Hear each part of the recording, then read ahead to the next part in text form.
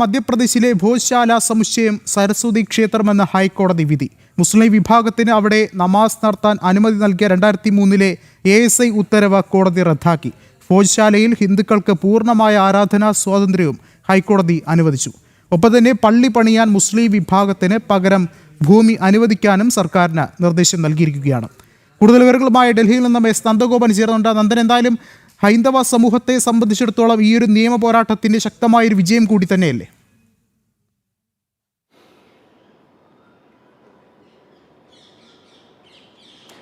തീർച്ചയായിട്ടും ഇസ്ലാമിക അധിനിവേശം നടത്തിയ ഈ കൂടുതൽ ക്ഷേത്രങ്ങൾ, ആ ക്ഷേത്രങ്ങൾ ഓരോന്നായി ഹിന്ദു ജനത തിരിച്ചെടുക്കുന്നതിൻ്റെ ഏറ്റവും ഒടുവിലത്തെ ഉദാഹരണമാണ് ഈ മധ്യപ്രദേശിൽ നിന്നുമുണ്ടായ ഈ ഹൈക്കോടതി വിധി എന്നുള്ളതാണ് ഏറ്റവും നിർണായകം.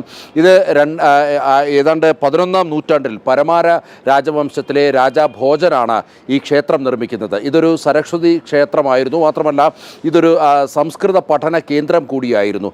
എന്നാൽ 15ാം നൂറ്റാണ്ടിൽ ഇസ്ലാമിക അധിനിവേശത്തെ തുടർന്ന് ഈ ക്ഷേത്രം തകർക്കുകയും പിന്നീട് ഈ ക്ഷേത്രത്തിൻ്റെ തന്നെ തൂണുകളും മറ്റ് വസ്തുക്കളും ഉപയോഗിച്ച് അവിടെ പള്ളി പണിയുകയുമായിരുന്നു.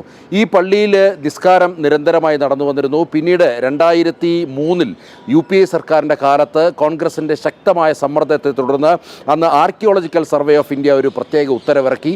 ആ ഉത്തരവ് പ്രകാരം ചൊവ്വാഴ്ചകളിൽ ഹിന്ദുക്കൾക്ക് ആരാധന നടത്താം, വെള്ളിയാഴ്ചകളിൽ മുസ്ലിങ്ങൾക്ക് നിസ്കാരം നടത്തുവാൻ വേണ്ടിയുള്ള അനുമതിയുമായിരുന്നു ആ ഉത്തരവ്. അതിനെ ചോദ്യം ചെയ്തുകൊണ്ടാണ് ഇപ്പോൾ പ്രധാനമായും കോടതിയിൽ പോയതും കോടതി ഇപ്പോൾ ഇതുമായി ബന്ധപ്പെട്ടുള്ള കൃത്യമായൊരു ഉത്തരവ്, അതായത് ആ ക്ഷേത്രം പൂർണ്ണമായും ഹിന്ദുക്കൾക്ക് വിട്ടു നൽകിക്കൊണ്ടുള്ള ഒരു ഉത്തരവ് നൽകിയിരിക്കുന്നത്. എന്നാൽ അതിൻ്റെ പരിപാലനവും മറ്റും ആർക്കിയോളജിക്കൽ സർവേ ഓഫ് ഇന്ത്യയ്ക്കായിരിക്കും. വിഷ്ണു.